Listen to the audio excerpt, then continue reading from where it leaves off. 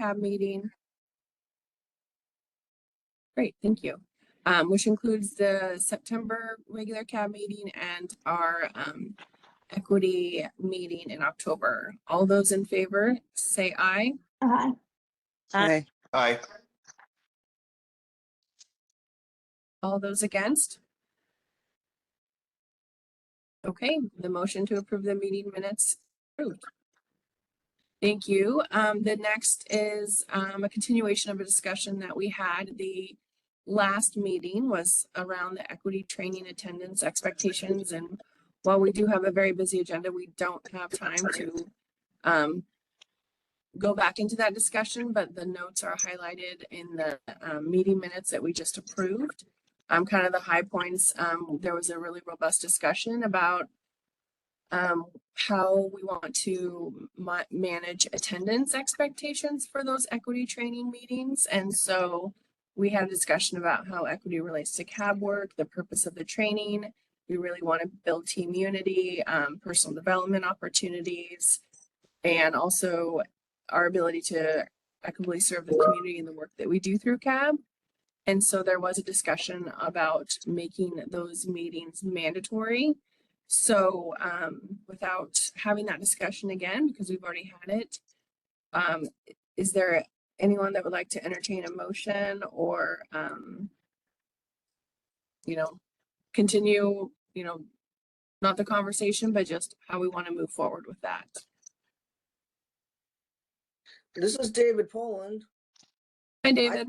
I suggested some people checked out of the meeting early, that we review the important reasons, pro and con, of making it mandatory, including punishment of people. All right. Okay.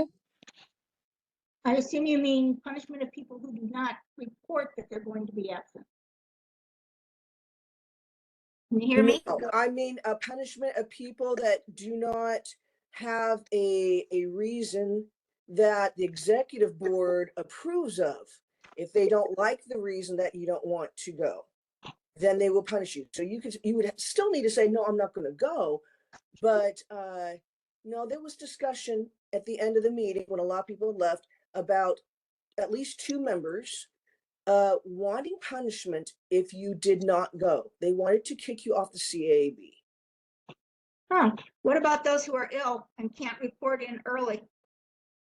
So to clarify, this conversation is really to address if we want to hold the same expectations for these additional equity trainings as we do for our regular board meetings. So expectations for the regular board meetings are that if you are unable to attend for any reason, including medical reasons or other prior conflicts, all you need to do is email me in advance and you'll gain an excused absence. And then per the bylaws, if you have more than 2 unexcused absences in a calendar year, then the board chair will have a conversation regarding board member attendance. Actually, Abby, one of our members did say, it is on record, people can go back and watch it on YouTube at the end of the meeting when a lot of people have left. She did say that if we're going to vote on this, that they were going to vote to say that some people, if they had reasons for not wanting to attend, if the reasons they didn't like, then that would be considered unexcused, even though they said that they weren't going to go. That is one of my serious concerns here. The executive board this year has done several things that were not a vote of the membership, which is not democratic. And I know that you were given praise, Abby, for bringing up some things that had been done in the last meeting, but I was actually the one that emailed you and told you that wasn't democratic.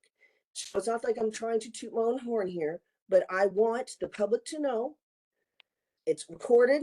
I want the deaf community to know that I have not found this CAAB to be doing things that are equitable or fair recently this year. Serious concerns I've had about that. And so that's why I want this to be an honest discussion. If the meeting was really about, should we make this mandatory or not, but anybody have any serious reasons that they have to say, no, I'm not going to attend the meeting, that would be understood and accepted.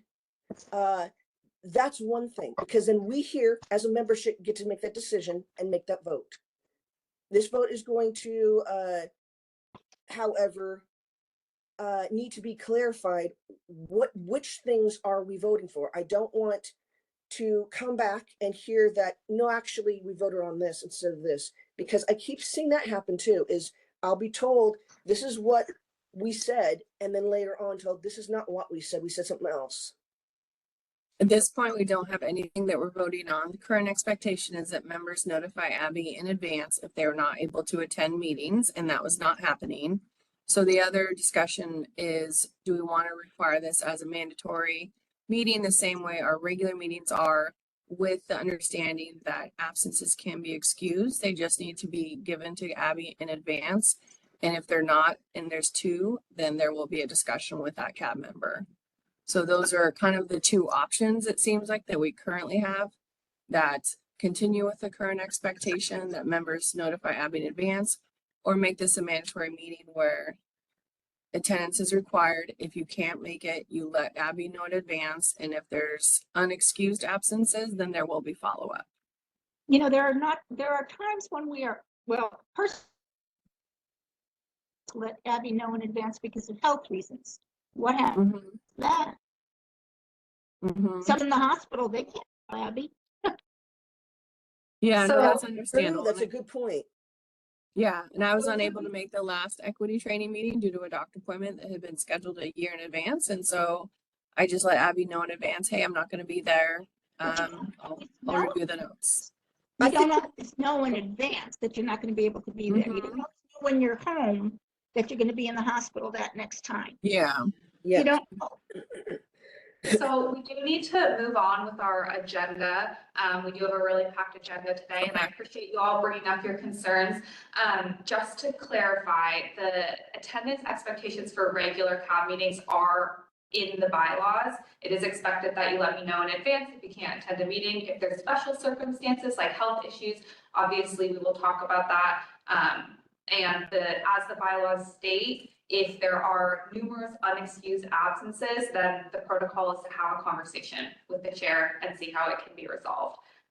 So I propose that we send this to a roll call vote to decide if we want to use the same expectations as we have for regular board meetings that are stated in the bylaws as the equity training expectations.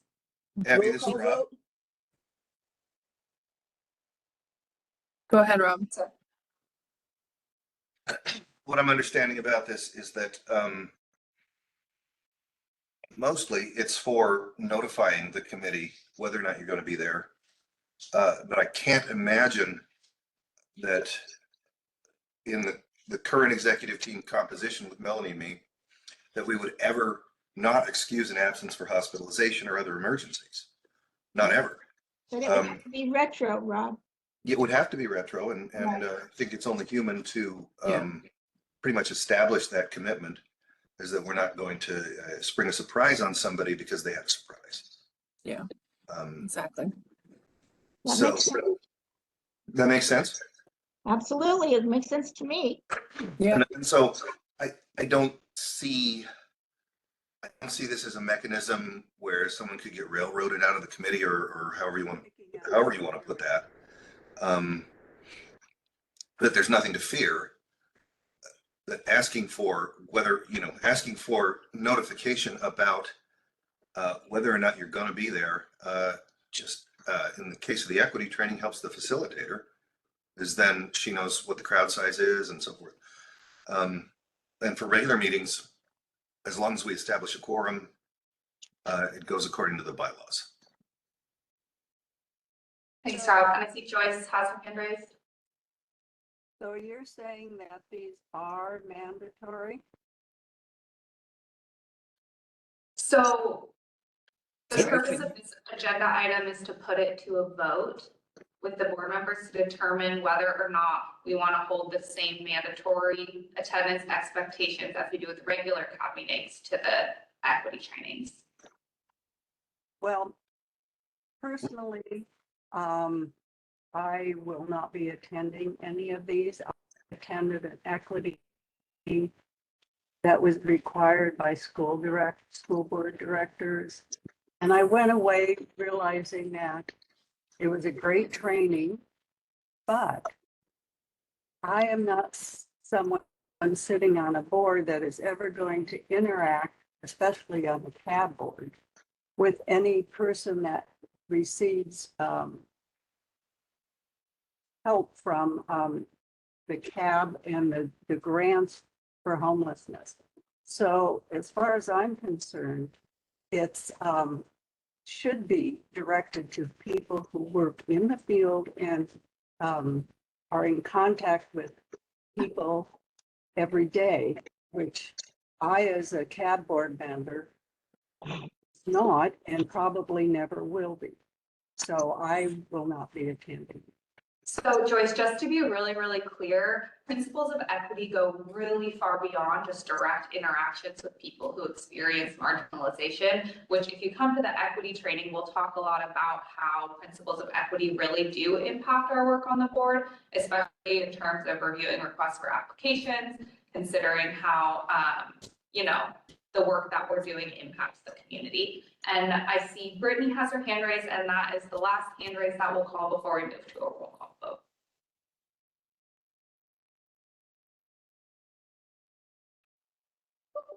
I'm actually okay with you going vote. You said what I was going to say. I have my hand raised and I would like to say something. All right, go ahead, David, and then we'll move to a vote. Thank you. I want this to be on public record that I am the only deaf representative that has ever been on CAAB. In order for me to have that position, I had to go around and have deaf people sign a petition that they wanted me to be their voice for the CAAB. And so I managed to do that in 2019. I was hoping by sitting on the CAAB that I would be able to help people that are also on the CAAB to understand the issues that are impacting the deaf community.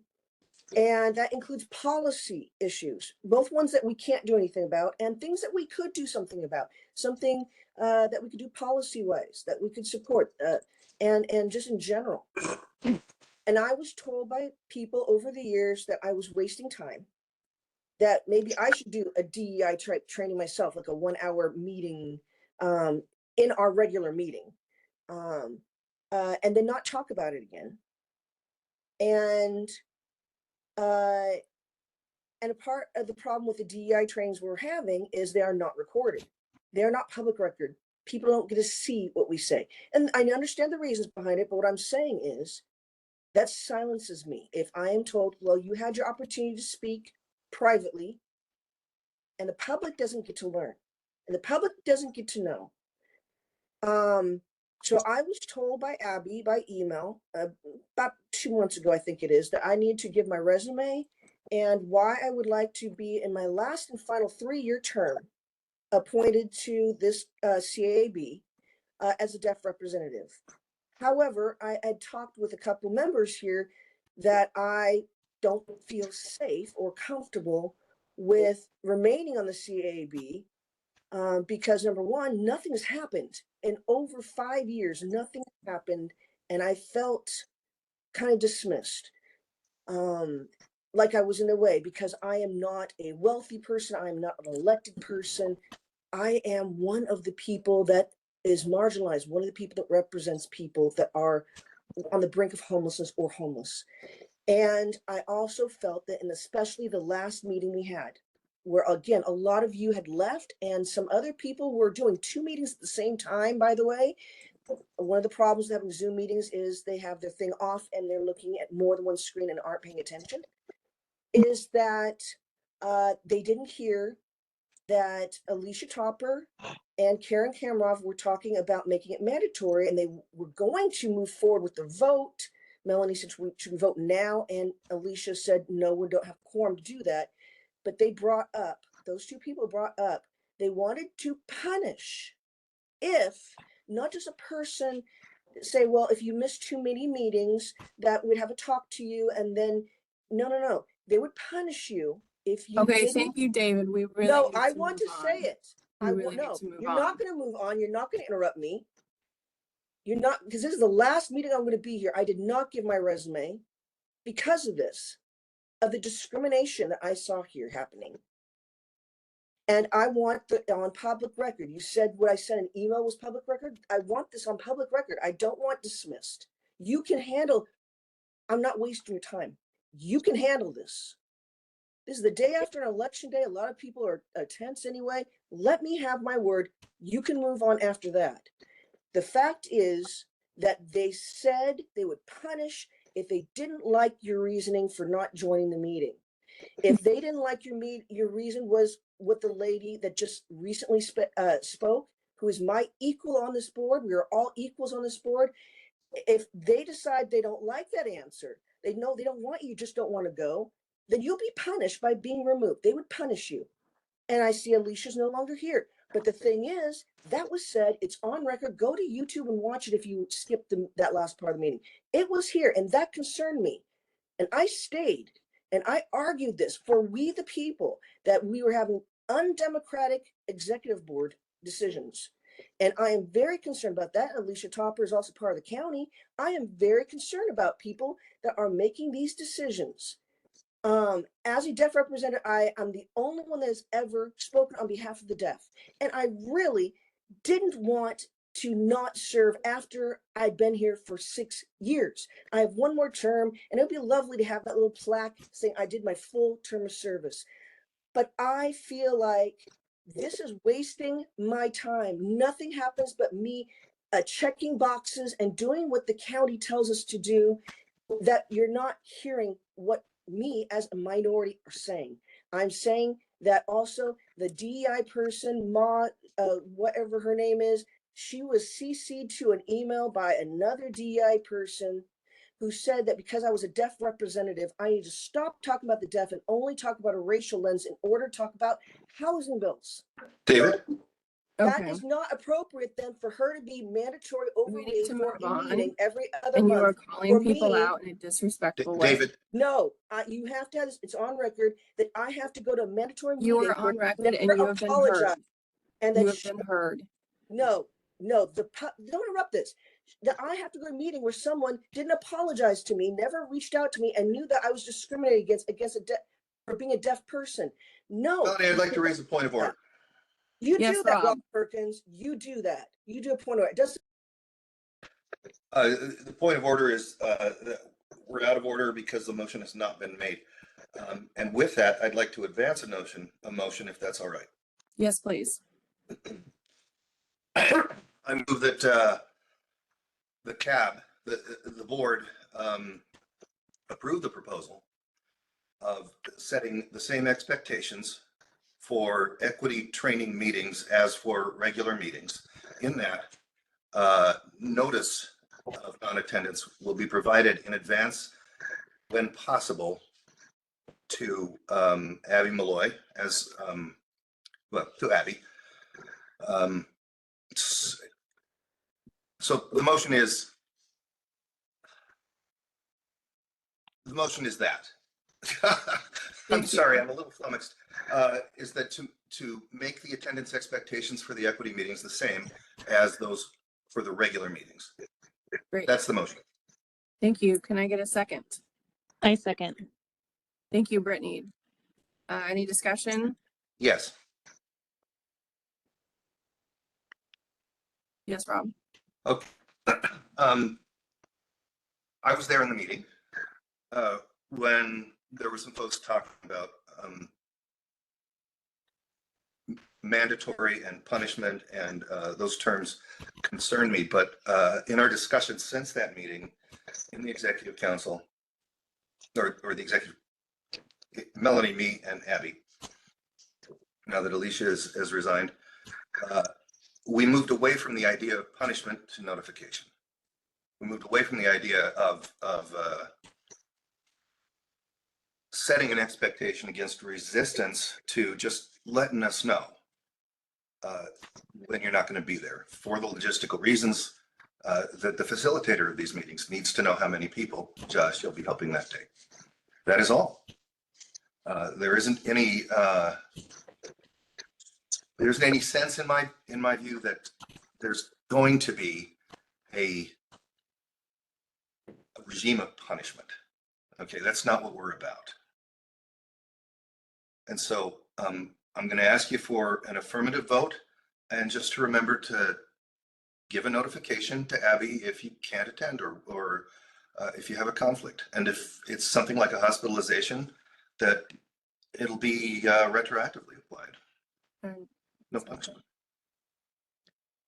Thank you, Rob. Abby, can you do a roll call vote for this, please? Absolutely. So I'm just going to call on everyone individually. Feel free to say yay or nay in terms of the motion that Rob just proposed. So I'll just go down my list in order, starting with Amy Rourke. I'm not comfortable voting on this. I'm not after, I'm just not, sorry. Okay, Amy abstains. Brittany, Yay. thank you. Clover, Yay. thank you. David, No, Faye,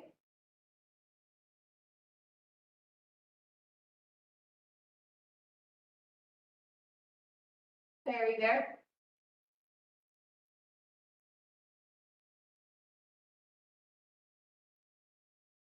All right, we will come back to Faye. Joyce,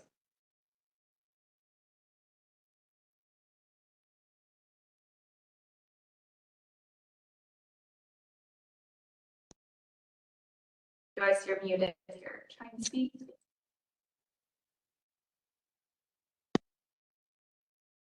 Can you hear me now? Oh, yes, Faye, we can hear you. What was your vote? Yay. Great. And Joyce? No, All right, Melanie Yay. and Rob Perkins. Yay. All right, that is everyone. Back to you, Melanie. Thank you. So we have 5 yays, 2 noes, and 1 abstain. Motion passes. Thank you, everyone. All right, moving on. We have the code of conduct and bylaws revisions. Hopefully everyone reviewed those. Changes were highlighted in yellow. We had a team of folks that met that included David, I'm sorry, I believe Joyce and Bridget, myself, review the current bylaws and code of conduct and make some suggestions and revisions. At this time, I'll entertain a motion if anyone is so moved. I motion to approve the CAAB Code of Conduct and Bylaw revisions. Thank you, Brittany. Is there a second? Second. Thank I'll you. second was that. Clover. Thank you, Clover. Abby, All the discussion? I was trying to get the document up for more that's review. what I was looking. When was that document sent? I haven't got either one of those. I'm all, I don't have that one either. So they were sent out with the meeting reminder for this November meeting as well as the September meeting because we were planning to vote that. I don't even see that. I'm all, okay. Okay, I got it now. I'm just looking it over. What day was it sent, Rob? October 30th. Mm-hmm. Just normally get it. I've got it every time for the last 5 years. I don't know where it's at. Okay. Okay, thanks. They aren't large changes. Yeah, they're fairly minor.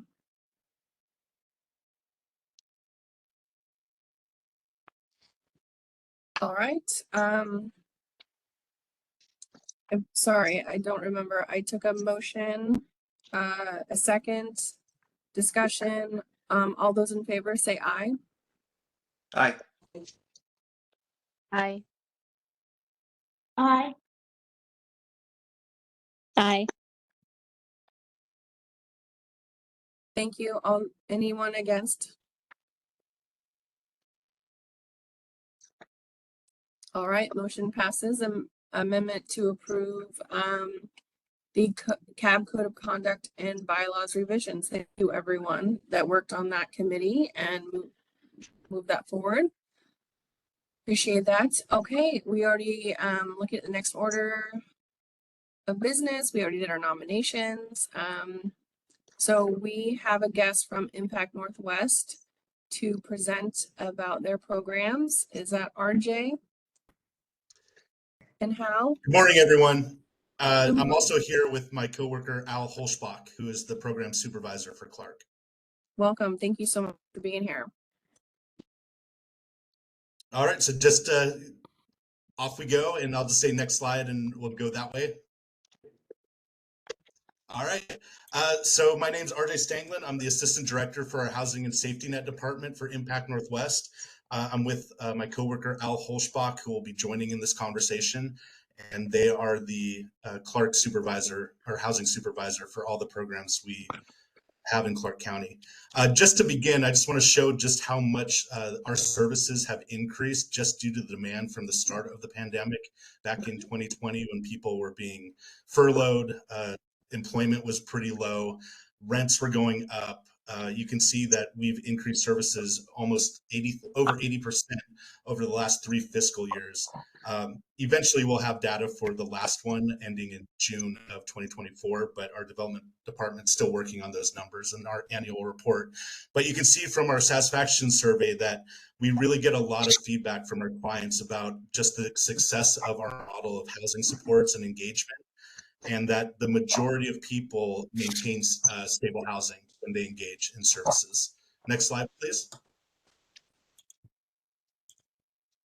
So in Clark County, Impact Northwest has permanent supportive housing, rapid rehousing, and we recently started homeless prevention. We're going to start with permanent supportive housing because that's the highest level. It typically addresses individuals that have huge or large barriers to entry to housing, and without supportive services continuing, maintaining housing may not be successful. So with the local funding from Clark County, we currently serve 4 households, which include 12 individuals. Half of each identify as being part of the BIPOC population, and 100% have remained housed. The majority of them have been in housing successfully for over 4 years, some as long as 8. Last year, we had 3 households with 9 individuals served. 56% of them identified as BIPOC, and 100% remained housed. The reason why that demographic dropped is because we had a multi-generational family of mixed demographics. But you can see that we can still increase services and still have the same kind of success with permanent supportive housing. Next slide, please. Clark County also funds a matching funding stream for us to implement our federally funded PSH HUD program. This was one of the first programs we started with in Clark County when we were asked to apply for federal funding. Currently we serve 7 households. All of our households are single individuals. 14% of them identify as BIPOC, and 100% remained housed, with the majority over 8+ years, because we still have some of our original clients that began when we first started. And it just shows that with the additional support and stable housing, that people can be successful when they're coming from chronically homeless and having a disability. Last fiscal year, we did serve 8 households, 8 individuals. 25% of them identified as BIPOC. All of them, they're still housed, but one of them did die because of a chronic health condition. That is the reality of this program, but the beauty is that they can still have hospice care. They can get to the level of support so that they're not dying on the street. So we see it as success even in the transition from life while they're still being housed. And I think that's an honor that Clark County helps match our funding for HUD so that we can implement this program. Next slide, please. Next is our rapid rehousing program. This is serving literally homeless individuals and families that necessarily don't have the HUD definition for having a disability, but they do have barriers to housing. It could be property debt, it could be behavior, it could just be lack of rental history. It doesn't really matter. We get referrals through the coordinated access point from Council for the Homeless, and we will serve anybody that meets the eligibility of the literally homeless definition. Currently, we're serving 11 households, 13 individuals, so the majority are kind of single person households. 23% of them identify as BIPOC. We did have one new housing placement this year, and 100% are still in housing. Last year, we served 12 households with 17 individuals being served. 44% of them identified as being part of the BIPOC community. We had 3 new placements, and 1 household graduated with a housing choice voucher because they had the stability to graduate, but they still had the need to have the rental assistance to be successful.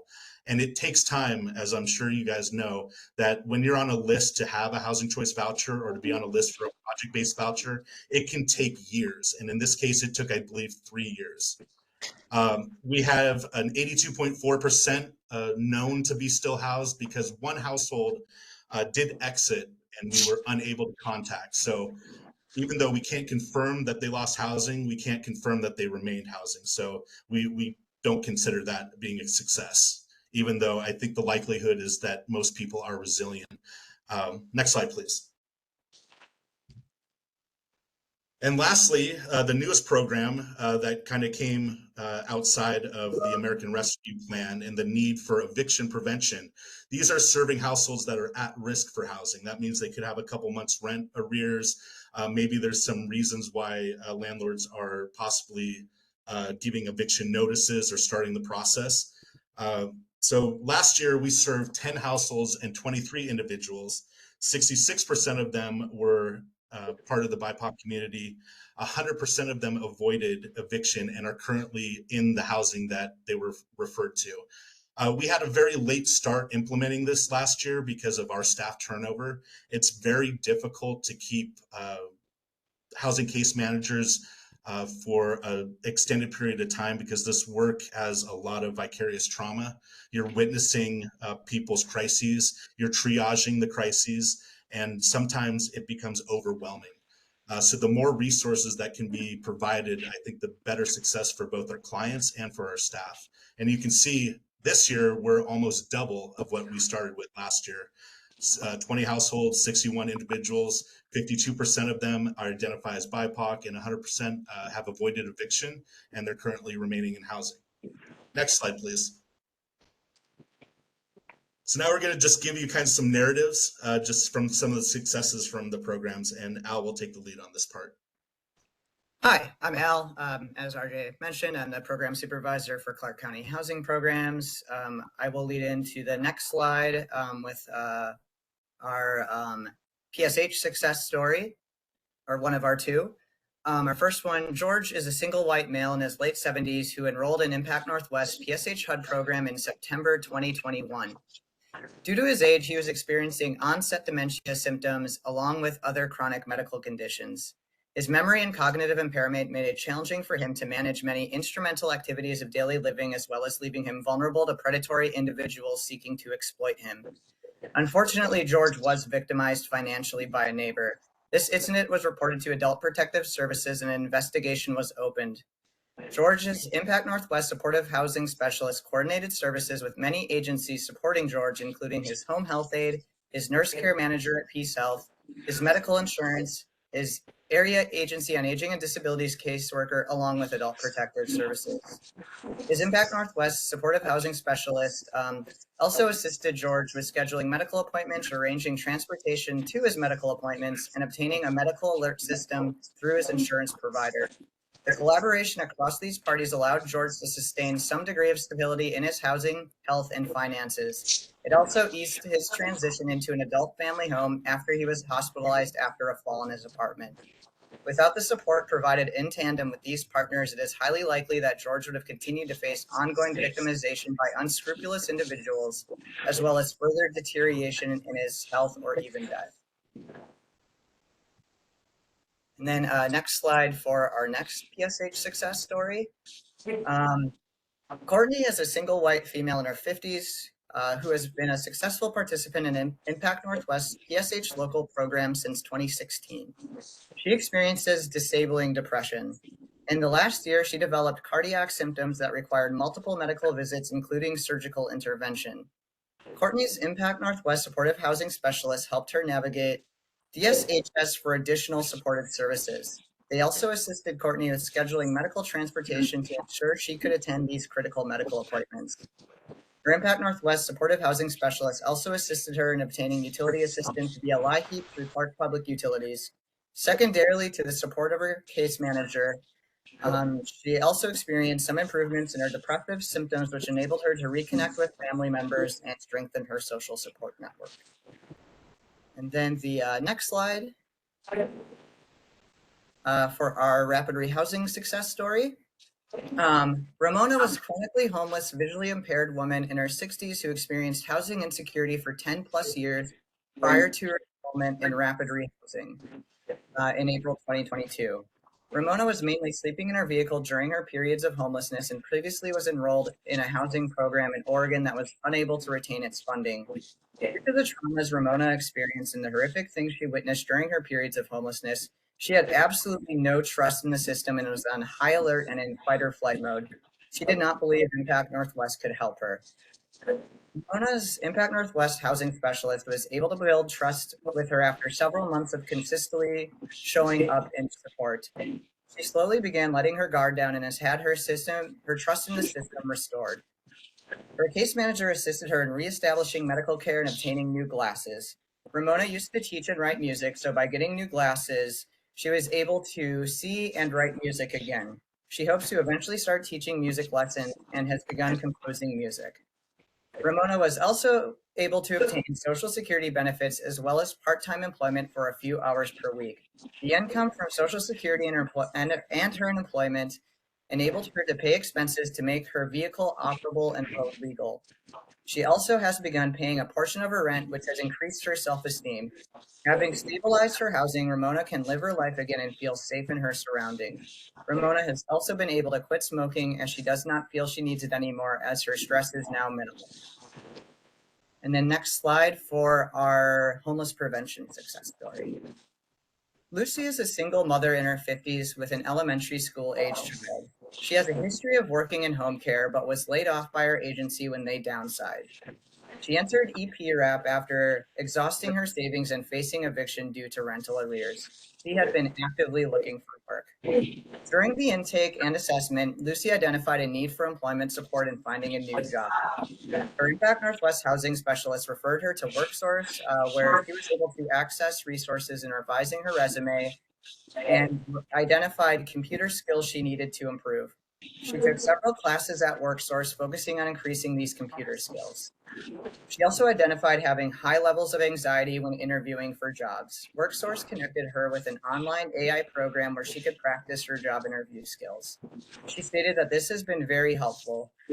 Just recently, Lucy was hired back in her field as an in-home care provider serving adults with developmental disabilities. Soon, Lucy will be able to graduate as her income and monthly budgeting shows progress to meet all of her needs. You can move on to the next slide.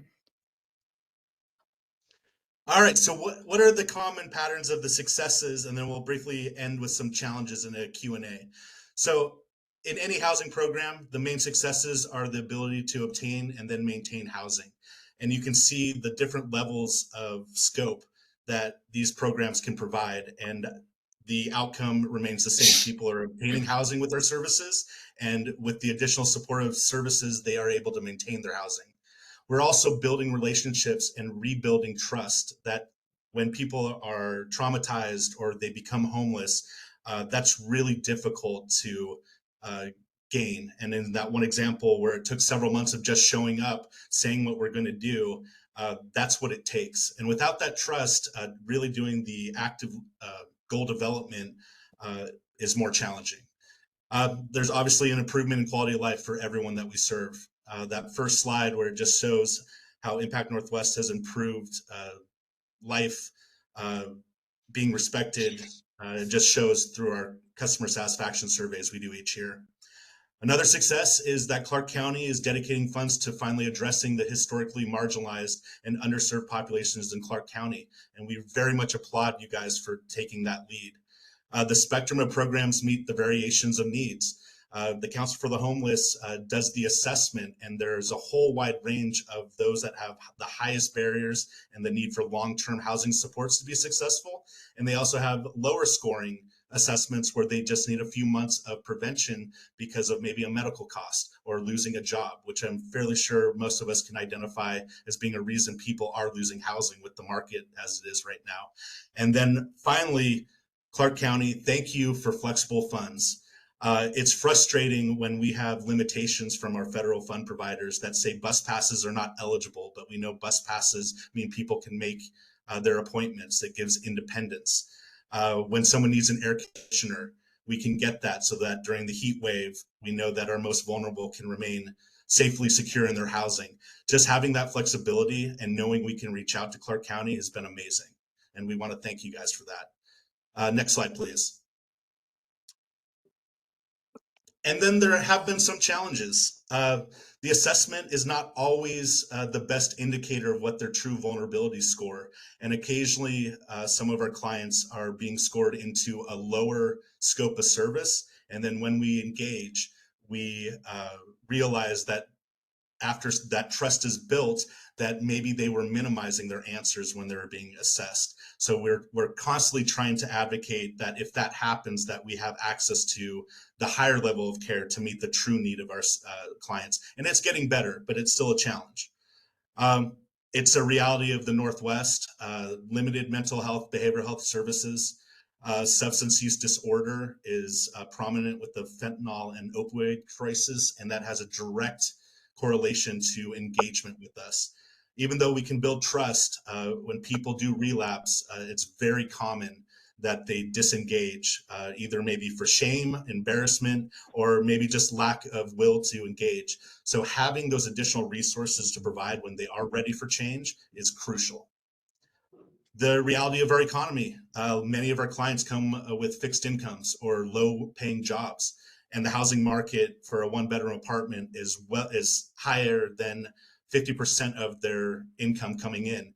And when you are paying more than 50% of your monthly income for just rent, I don't know how anyone isn't stressed about how they're going to cover like an unexpected cost.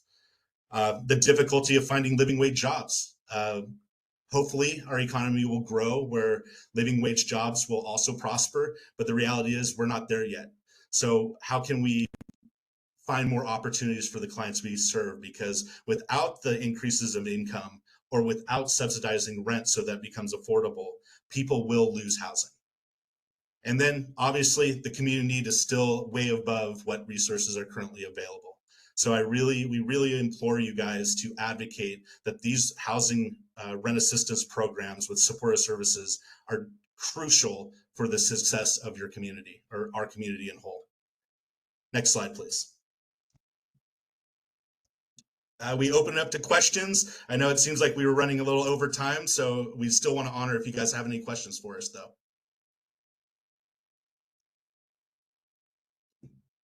This is Rob Perkins. My question is, how much larger do you perceive the need to be than the services that you're able to provide given your funding levels? In other words, are you ending up turning people away? Really, our limitation is capacity for the staff that we have. We currently have 4 full-time housing specialists, and they have a mixed caseload of the highest need permanent supportive housing, rapid rehousing, and then the lowest need of engagement for the most part with prevention services. I think the need really is the staffing in addition to the rent assistance. I hope that maybe you can have a conversation with Council for the Homeless, who is the coordinated access, because they keep the numbers of people that are calling and not being served. We reach out when we have openings. I would just say that most people in our communities that are struggling with low wage jobs are calling for rent assistance because they're they're missing bill payments, or they're not paying for medication because they're paying rent first, or their kids aren't having school supplies because they're paying a utility bill. I don't have the actual numbers, but I do know that if you could allocate probably double, that would still be less than what's needed for the community. If you go on Council for the Homeless's website, they should have some metrics showing how many people screened for a program versus like how many openings they actually were. And it's like a significant gap between how many spots are available and how many people are actually, fit the needs, like fit the criteria for that program. This is Amy. I have a All right, question. Yeah, How many does each person have on their caseload? You said there was 4 housing specialists, right? Yes. So because staff retention is very difficult in this profession, our agency advocates for lower caseloads depending on the higher need of engagement. So for PSH, we have a maximum caseload of 12, but we really want it to be 1 to 10. For rapid rehousing, if they're all coming in needing housing search, housing barrier removal to enter housing, we try to do 1 to 10 as well. But as we start doing the placement and then it becomes more of a supportive service prevention model, it can go up to 15 to 18 per FTE. And then with eviction prevention, because they already are in housing and maybe it's just the rent assistant need, resources to engage with, maybe education, job skill training, employment resources, we go to 1 to 20 to 1 to 25 maximum. But we've also found that no one wants to do just one of those types of services. So it's more of a blended caseload where you would have higher need PSH, middle road rapid rehousing, and then the lower need prevention. So caseloads probably average 1 to 15, 1 to 18 if everyone's housed maybe. And then one more thing is, how long do they usually have them on their case? I mean, how long do they? Yeah. So that also depends on the program. With permanent supportive housing, it is a permanent housing program.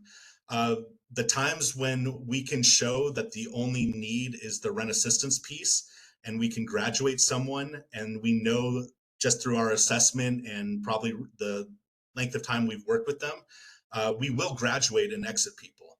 But historically, PSH programs are for the life of the client. With rapid rehousing, it's a full spectrum. It depends how long people have been homeless. Like I said, sometimes when people are being referred to rapid rehousing, they may actually minimize their score for the assessment and really need PSH. So those also could be multi-year rental assistance and supportive services to get that stability, to then increase their confidence to apply for jobs, to increase their income and graduate. And then with prevention, we've had one program which does a maximum of 12 months rent assistance, and that's it. The current one that Clark funds doesn't have that limit, and I know that there is conversation about standardizing it with the other agencies.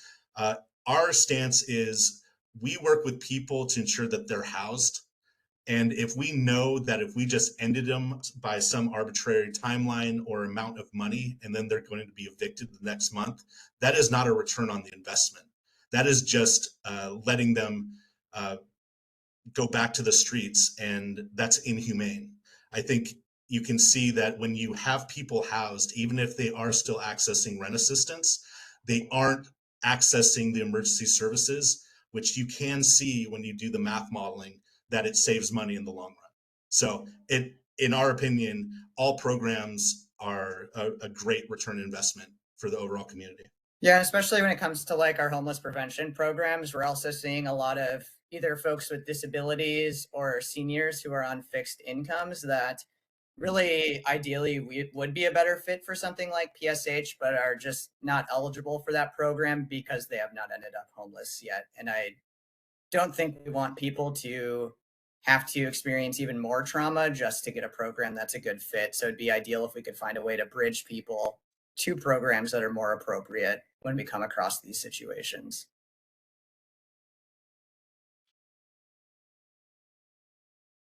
Do I see a hand being raised to ask a question? There we go.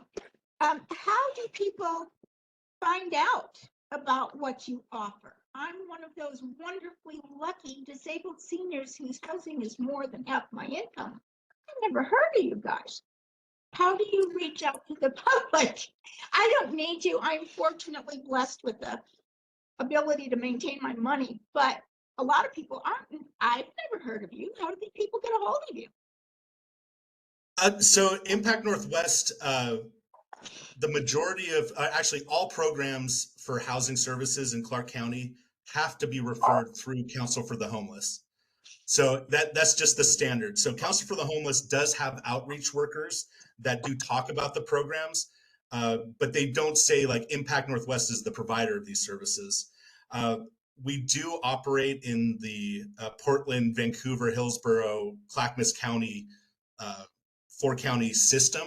So our development does kind of advocate of what our overall services are. And we have other departments for senior services, veteran services, and Clackamas specific. And that our development will talk about branding for Impact Northwest. For us in Clark, we really don't like have advertisements because we know if someone came to us and asked like questions, we would be more than glad to speak with you about how to navigate the system.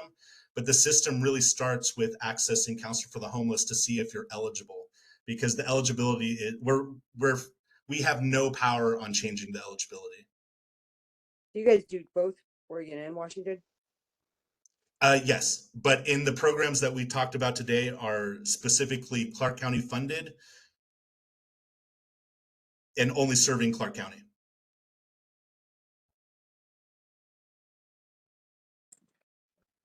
Wonderful. Thank you both so much for joining us and for the informative presentation about Impact Northwest and all the work that you do to support our individuals and families in our community. Much appreciated. Thank you, everyone, and you guys have a great day. Thank you. Thank you very much for your time. Appreciate it. Thank you. All right, moving on. We are going to hear from Rhonda, the finance report and audit update. Rhonda, I'll turn it over to you. Real quick, before we get started on this, I just want to read aloud a chat from David that was message to all of us. He said, I will be leaving at 10 for another meeting. Interpreters must continue to be used for deaf citizens to have access to county meetings. All right, back to you, Rhonda. Thank you.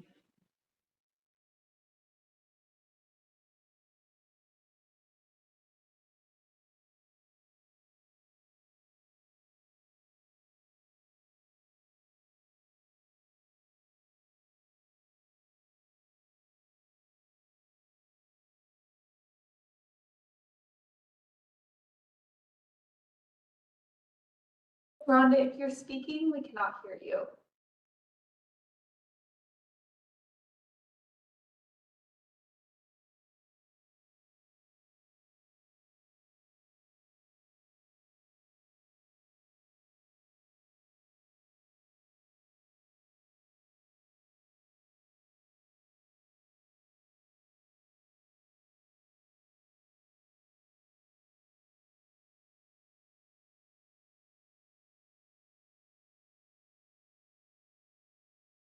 Rhonda, can you hear us?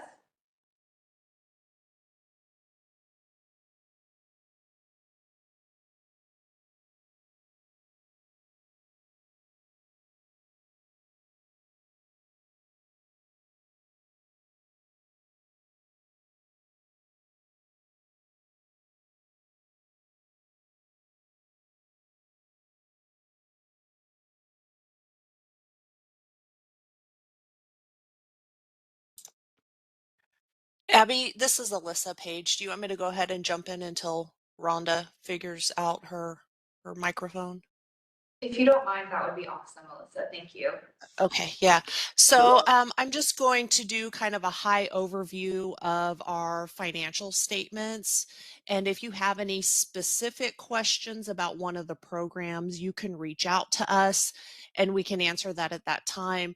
But if you've been part of these previous meetings, you know that there is a lot of contracts, a lot of different funds, a lot of information. So just kind of a high level overview. And the first report that we're looking at here is our annual expense report. excuse me, and this runs from July 23 until June of 24. And across the top, you'll see the organization programs, budget period, all of our different funding sources that we're spending out of. There is a legend at the bottom of one of our reports that will tell you what all of these acronyms stand for. Then there's a contract amount over in the blue, spent to date, balances, and percent spent.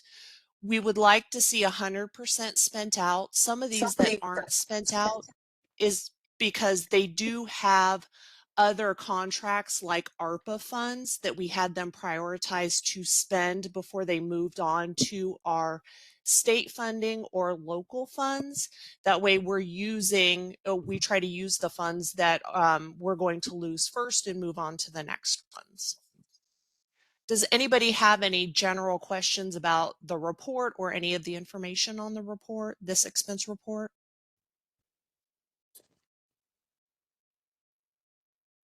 Abby, I'll be in to pick up hard copies after the meeting. And the expense report is broken down by program. You can see it in the gray. There's a community action program that starts first. Abby, if you can kind of scroll to the next page. And then we move on to data collection and planning, core support services, outreach services, shelter services. And these are all of our non-COVID spending funds. And at the very bottom of the report is broken out for our COVID contracts. If you can go down to that page, please, Abby. Alyssa, can you hear me? Yep, we can hear you now. Oh, good. Okay. I'll finish with this one if you want, and then you can jump in on the next one because I'm just about done. Sure. Okay. And so these are our COVID funded programs. I know the report is kind of spread out, but we only have 2 COVID funding sources left, which was the ESGCV and the ARPA funds. And we plan to have all of our ARPA funds spent out by the end of this calendar year. And the report for the COVID funds is a little bit different. We did report based on spending in this budget period, as well as over in the blue, it has the total contract amount and the total amount spent, because some of these contracts did run 2 or 3 years for the COVID funds when we got the ARPA funding. And there's the legend with the acronyms at the bottom of this expense report. Are there any questions about the expense report? Okay, Rhonda, I'll pass it on over to you.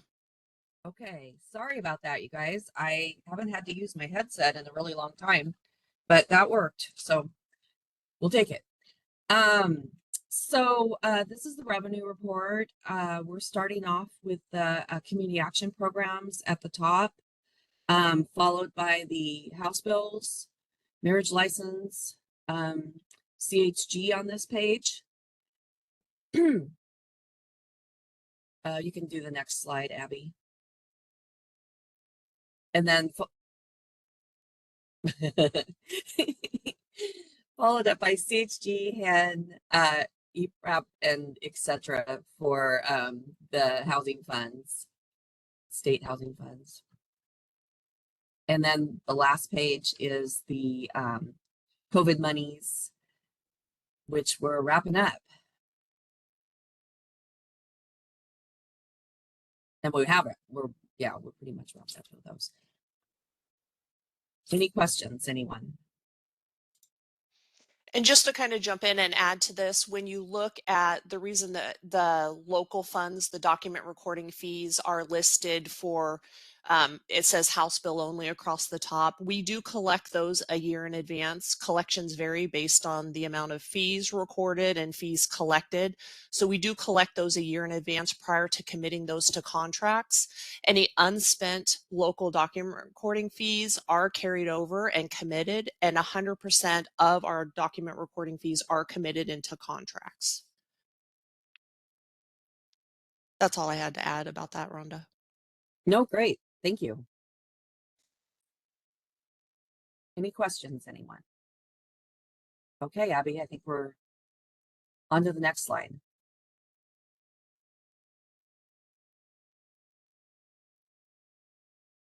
Okay, here's a graph of our funding sources in the dark teal is the regular funding sources. In the gold is the COVID monies. Oh, I guess dark teal versus orange. Sorry. Any questions?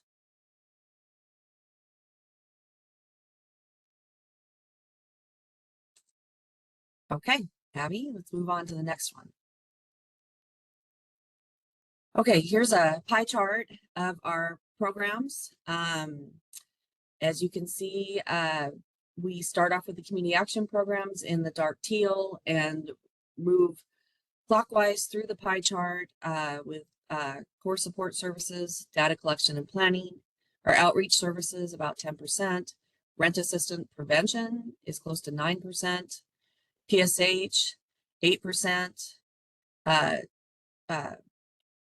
rapid rehousing 19%, and temporary housing around 1%, and shelter services being the bulk of the funding at 42%.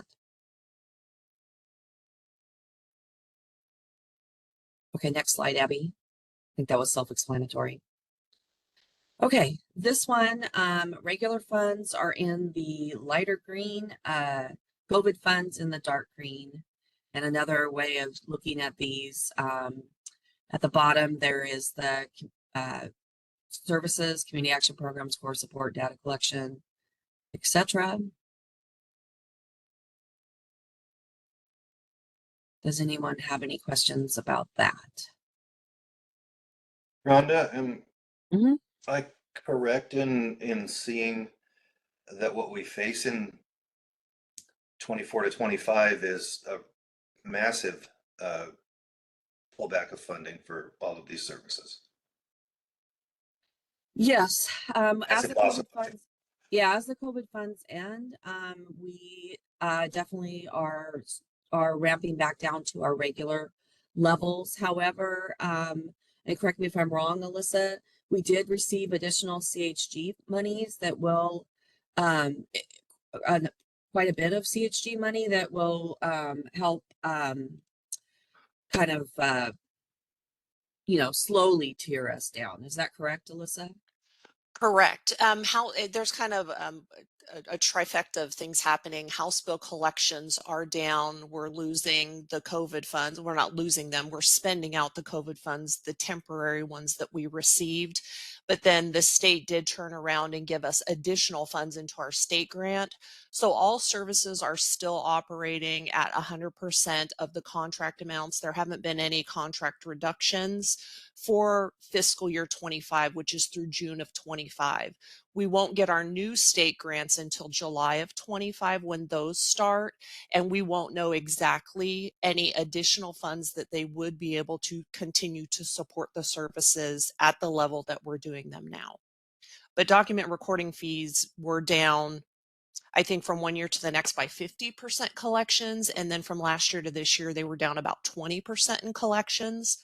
So with the housing market, it's hard, and that's why we collect a year in advance prior to committing those into contracts. But right now, we are not cutting any contracts or services through June of 25, I'm sorry. 25, yeah. Yeah. Does that answer your question? Oh, yes. The school districts have gone through this loss of funding already, so it's not an unfamiliar thing to see. Yeah, and like we said, the state has pumped up their contribution towards the programs to kind of ease this this downtrend, which I don't think the school districts have benefited from that. So we're fortunate for this funding that they stepped in. Now, I Okay. mentioned the districts only to notice that the same thing is happening here, and I'm certainly also grateful for the state softening the landing. Yeah. Just without outreach, without outreach at the levels we've had it, I'm worried. Sure, I understand. I think that's a valid concern. Yeah. Well, thank you. How about the next slide, Abby?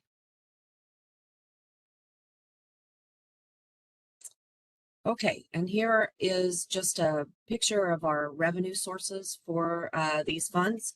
We have 54% of the funding is federal,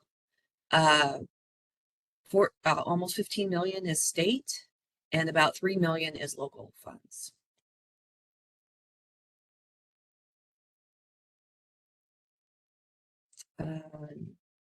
Next slide, Abby.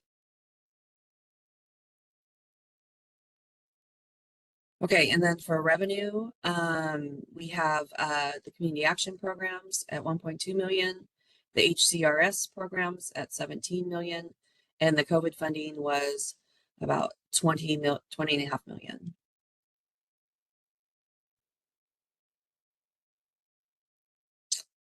Okay, next slide, Abby. Okay, so we also are audited annually by the state auditor's office. It looks like last I checked, we will continue with Pat McCarthy, who has been our state auditor, and it will be business as usual. Our most recent audit report was issued on September 5th for the calendar year 2023. There were no findings, and of course, no findings by the funds that we in our department oversee, which is great news. We've already started. They had our first initial risk assessment with us a few days ago to be starting the preliminary planning for the 2024 audit. So I would imagine we'll have about the same timing for next year's audit. I just Any want to say questions? that's really great. That I know how difficult audits are, and that's amazing that you all had a clean audit. So congratulations on that. Thank you. I'll echo Yes, that. I mean, Congratulations. well, the COVID monies, have not,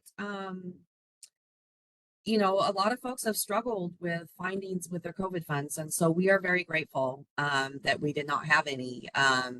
It was, very difficult to, have emergency declarations and move on this. So thank you. We do really appreciate that. And we are a little proud of ourselves, aren't we, Alyssa? You should We be are, more and than just a to little. give You us should be very proud of yourselves. a little bit more kudos that our department actually put out more COVID funds in, I think it was the first 6 months, maybe to a year, than the entire state of Oregon. And then no findings at all on the funds. It was a big hooray for us. And everyone, I mean, the whole network. Thank you. Yes, providers especially.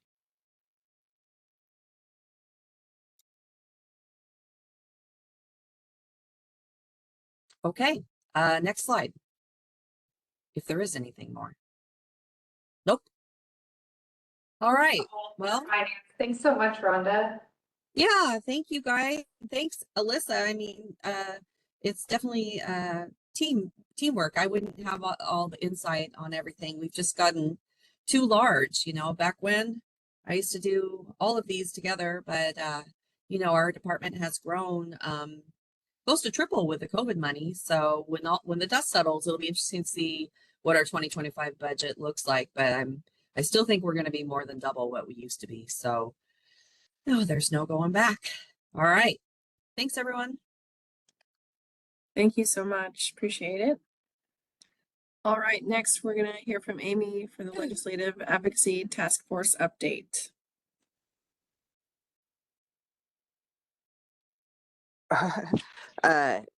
Yeah, I'm not. There's there's nothing going on right this second. All the elections just happened. There's all kinds of things actually. But there's no build numbers. There's I'm not ready for that. Sorry. Okay, thank you. All right, Abby, CNA Task Force update and Policy Task Force update, please. Thanks, Melanie. So for the community needs assessment, the English, Spanish, and Russian versions of the most recent CNA are posted on our website. We are still waiting on layout for the Ukrainian and Shutese translations, and we're waiting to have all translations finalized before we can officially distribute the CNA to the community and start making announcements that it's ready. Those first 3 versions, like I said, are available on the website if you want to use them or share them with people, but we are still waiting on those final few pieces. For the policy task force, as you all know, we voted to approve the new code of conduct and the bylaws revisions today. I will send out those final versions to you all and post those on the website as well. And since those are complete, the policy task force will be inactive until there's something else that needs to happen regarding CAAB policy. And that's all I have. Great, thank you. Do you know the timeline for getting those last translations done?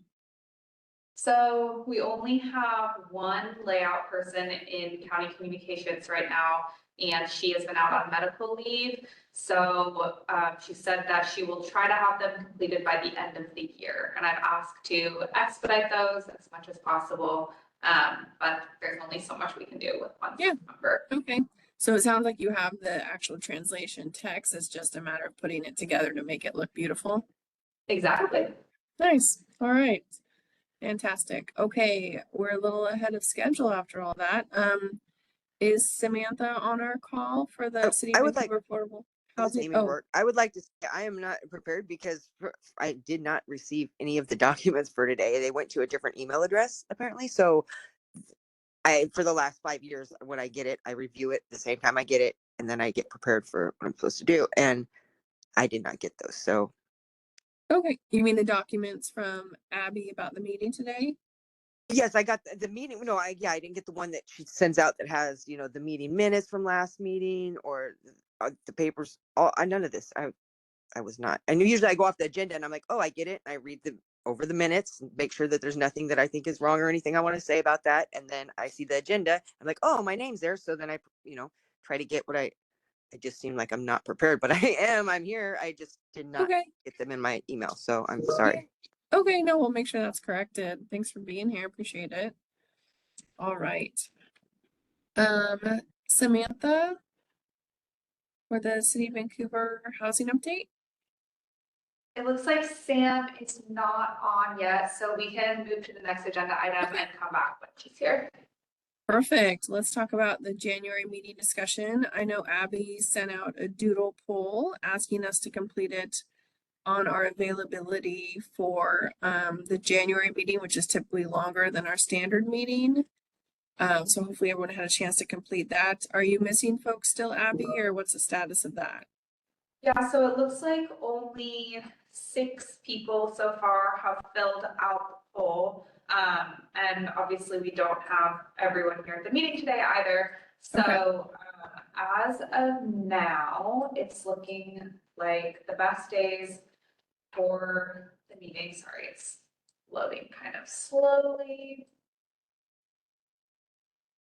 It's looking like, so of the 6 people who responded, everyone is able to attend on Wednesday, January 8th from 9 to 1. And then the other day that would work for most people is Monday, January 6th. And so as a reminder, we will be having 2 4-hour meetings in January for 8 hours total of meeting time. So as of now, it's looking like January 8th and 6th will be the meeting dates, but when I send out the follow-up email for this meeting, I will remind folks to fill out this poll and we'll confirm the meeting dates hopefully in the next couple of weeks.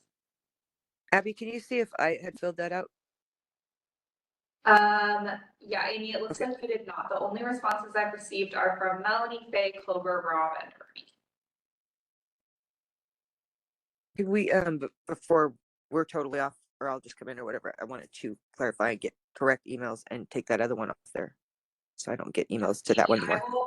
I will do that for you and I'll make sure that everything's correct there. So just for everyone's information, during this January meeting, the first part will be for standard board business. We'll have our yearly update from the Department of Community Services Director, Vanessa. We'll do the election of the executive committee and plan for the year. And then the second part of the meeting will be a review of requests for application training to prepare for this next round of funding applications. As most of you know, we opened applications for the Community Action Program and Homeless Crisis Response System funding on October 1st. Pre-applications were due November 1st, and final applications will be due January 3rd. And then the CAAB will be reviewing applications in spring of 2025 and providing their scoring and recommendations for the programs that will be funded for the next 3-year funding cycle. So we'll be doing an in-depth training to prepare you all for this application review and scoring process. And apart from that, are there any special requests you all have for this January meeting, or any specific training or development that you would like to receive during this time?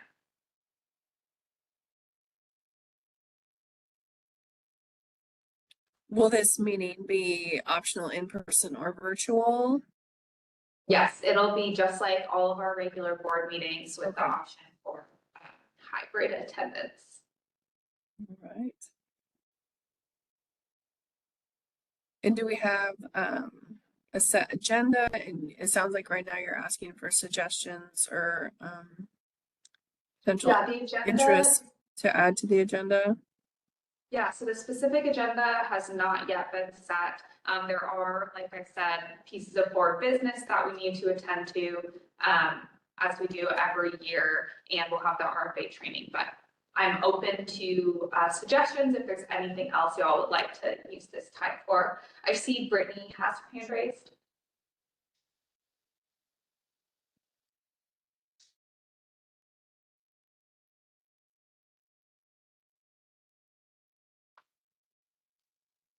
Can't hear you, Brittany. Oh, now we can hear you. Oh. Yeah, no, we still can't hear you, Brittany, sorry. She came off mute, but.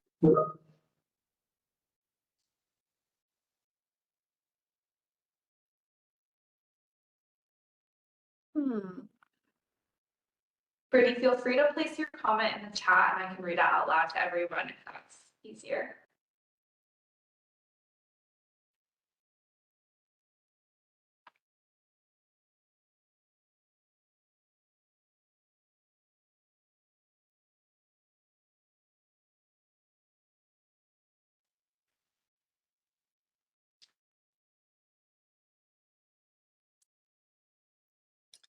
I'll wait for Brittany to hopefully type in the chat. What about asking Council for the Homeless to come and talk about like their housing hotline and Say that. some of their collaborative partners in terms of hearing from the Northwest, you know, that they receive referrals from the housing hotline. And I know there's a lot of other programs that might help us better understand as we, you know, look into the RFA. Yeah, Melanie.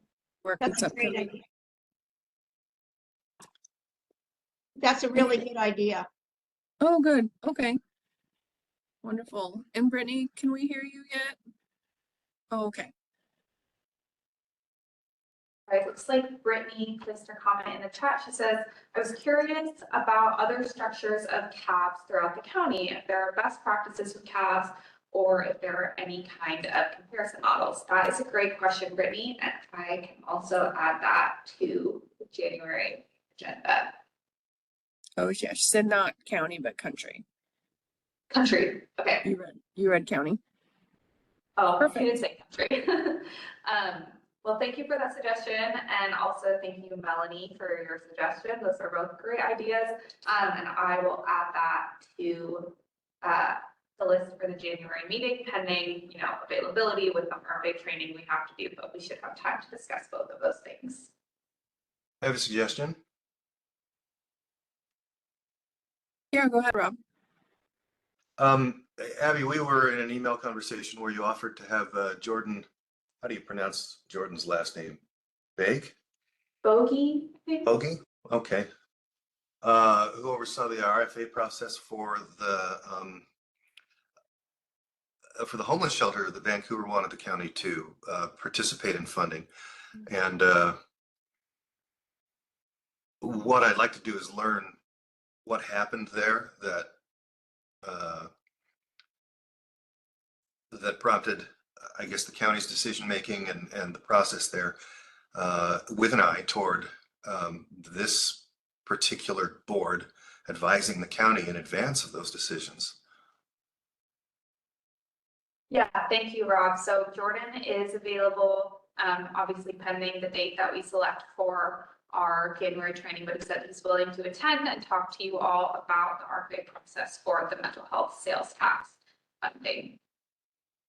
And it looks like Brittany in the chat says, is the RFA training going to go over metrics we are using and how we are incorporating the CNA and equity into decision making? Yes, it will. Thank you for asking that, Brittany.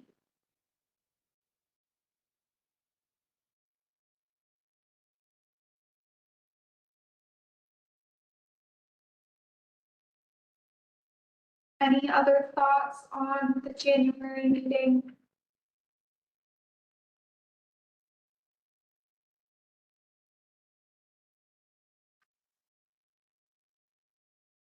All right, hearing none. And Abby, if people think of things after the meeting, can they email you with Absolutely. their thoughts? Okay, perfect. Thank you. And I know you're always so great about sending out the emails, following the meetings with links and information. So I'm assuming you also include the doodle poll for picking those dates and Yes. set a deadline for when it's completed. And I'm assuming if not everyone's had a chance to complete it, you'll just pick what date works best for most that do complete it. So we Yes. get those on our calendars and lock them in, because I know my calendar fills up fast, as do others. Yeah, All I'll right. send all of that in the follow-up email, and I'll probably give you all like a week to fill out the doodle poll and then set the date. Great, thank you. All right, and so I don't see that Samantha's yet because we're still a little ahead of schedule. So do we want to go over the other business? Or should we open up for public forum? If there's anyone from the public who wishes, we'll start with the open public forum. Can we do that a little bit early? Abby, is that okay? I think so. Okay. So open public forum, if there's anyone from the public that would like to speak, now is an opportunity.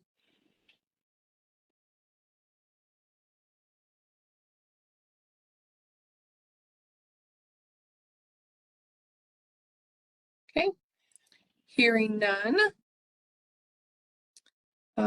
We can go through the other business. Do you have an update about the CSBG monitoring? Yes, so on August 20th, we were monitored by the State Commerce Department for the CSBG funding. This is the community action funding we receive that designates that the CAAB exists and is a tripartite board, and it is most of the funding that we oversee as the CAAB. We had great feedback on our monitoring. They gave us gold stars, said we were, you know, an example to other community action agencies, and we're really, really complimentary of the work that we're doing. And that is in huge part to the CAAB and all of your diligence to oversee this funding and the advice that you provide. So very appreciative of you all and wanted to share that huge success. That was great news. I will also be conducting an internal monitoring of our CSBG programs in the next few months.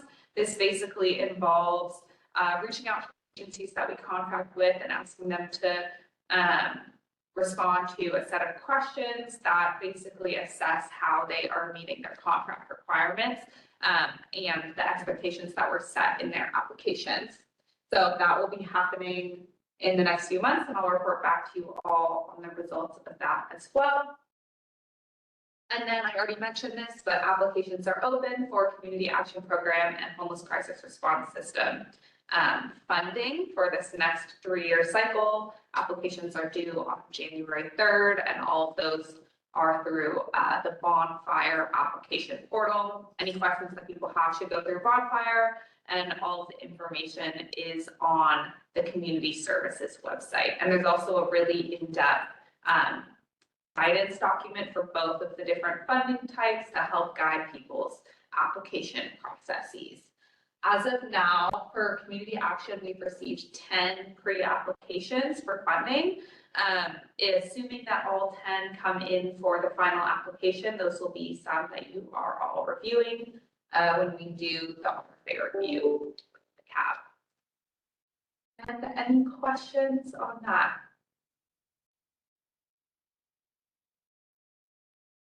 All right, hearing none, it looks like Sam is here now, so I'll go back to the City of Vancouver update.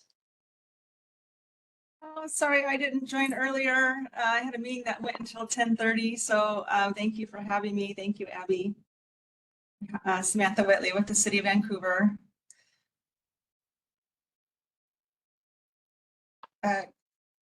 So I have a couple of updates on the slides that I'm about to present. Rental habitability, our AHF funding guidelines, and brief update on the pre-applications that we received for our CDBG and home funding this year.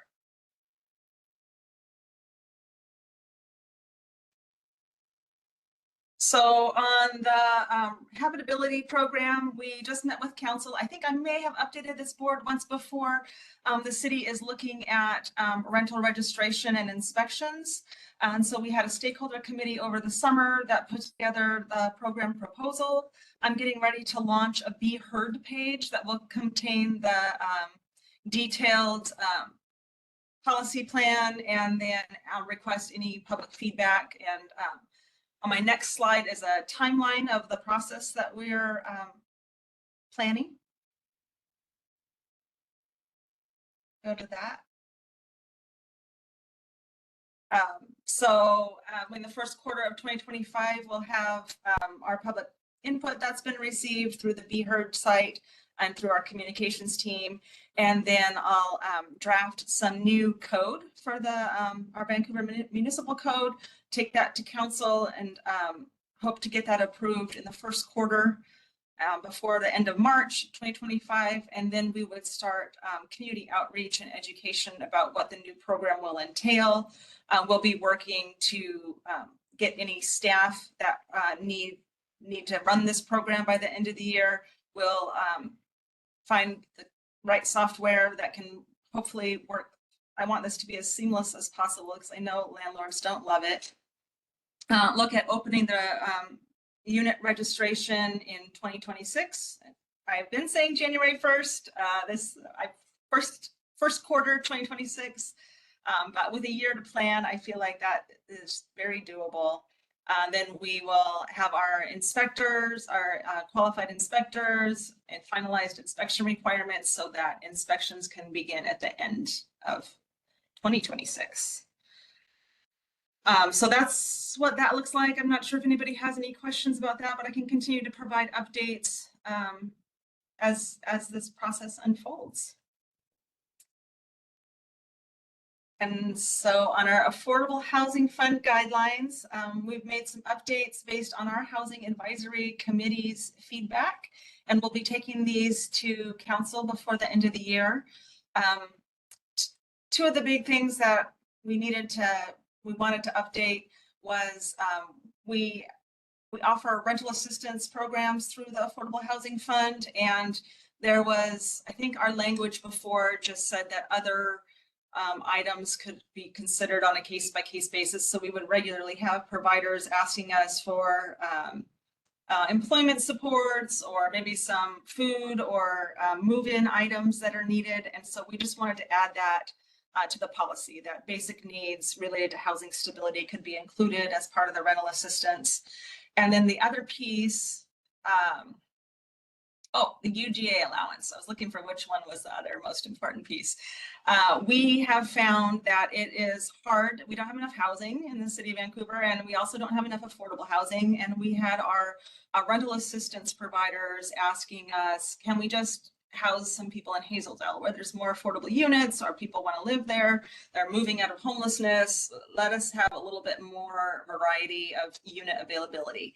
And so we've proposed that up to 20% of a rental assistance program can use that affordable housing fund in the UGA, the urban growth area. So we'll see what our council thinks about that. We kind of ran this by them earlier in the year, and they wanted some more parameters. So we've added more parameters and we'll see if this passes. I had a question, Samantha. Sure. I was just wondering, so when you're going to ask for the public's comment, I've noticed that the Columbian, when they had posted about this in the paper, that because you know it'll run through on social media and stuff, that it had got like 300 and some responses.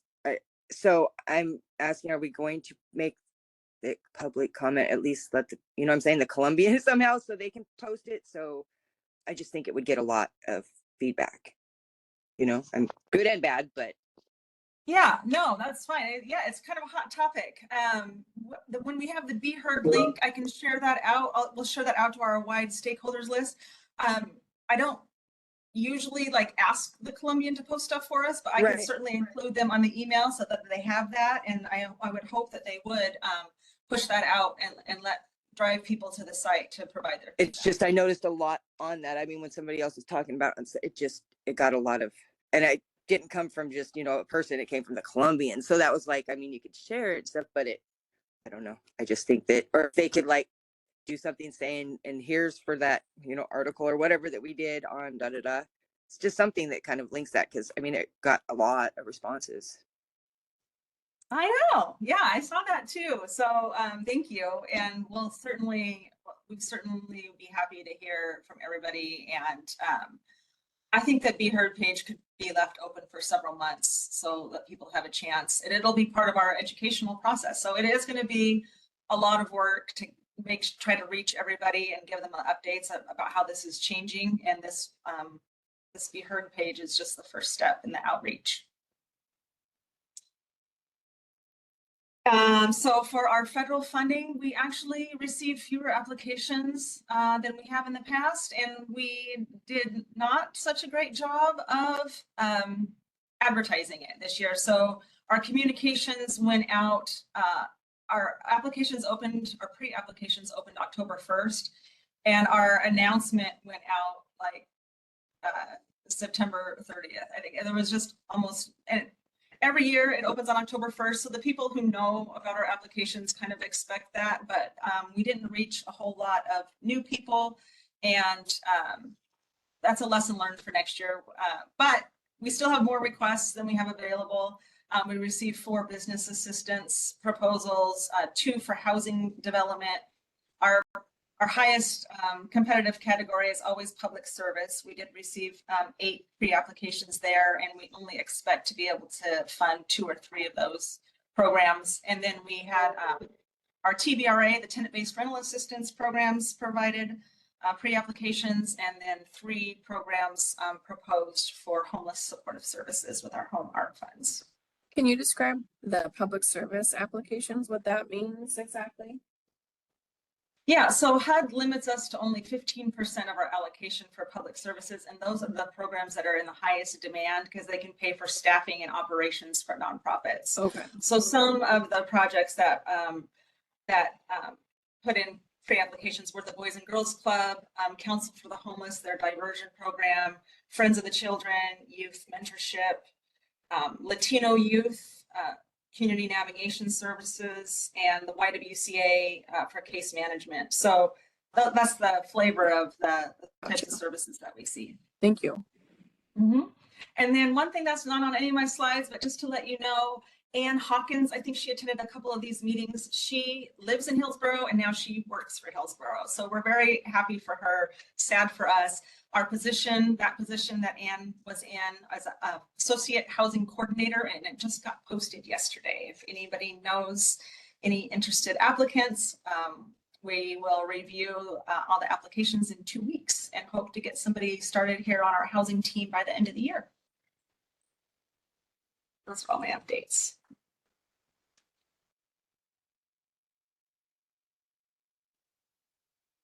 Great, thanks so much. Any questions for Samantha? I know there were some sprinkled throughout. All right, hearing none. Well, thank you so much for your time. Appreciate it. Have a great rest of your day. And I think we went through all the other business. So the last thing is just to remind people about the next equity training, which is Wednesday, December 4th from 9 to 11. There's an in-person option, which we prefer, the Center for Community Health. If you're not able to be there in person, then please join online. And following today's meeting and the motion that was passed, attendance is mandatory. If you're unable to make it, please let Abby know in advance. And then our next regular meeting, we will be scheduling, once Abby sends out the doodle poll, please complete that as soon as possible so we can get those on our calendars and she can begin to line up speakers. That is all for today. Thank you so much, everyone, for participating and the rich discussion. And have a great day. And we'll officially adjourn this meeting at 10:46. Unless there's any other announcements you have, Abby? I don't have anything else. Thank you all. Okay, great. Thanks so much. Thank See you. you later. Bye. Bye-bye. Bye.